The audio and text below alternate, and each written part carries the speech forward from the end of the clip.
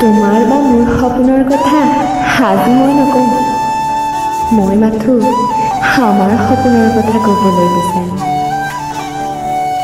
হেঁপাহ আৰু আশাবোৰৰ মিলন ঘটাই যেন আজি দুহাত ধৰি আগবাঢ়িবৰ মন। যদি সঁহাৰি দিয়া আগবাঢ়িম নিশ্চয়। তুমিতো নাজানা চাগে, বৰষুণ আৰু হেডফোন মোৰ অতিকৈ প্ৰিয়। আহিবাচোন এদিন বাৰিষাৰ বৰষুণত, দুহাত ধৰি একেলগে ভিজিম। বৰষুণত তিতিবলৈ যেন মোৰ বিৰল হেঁপাহ।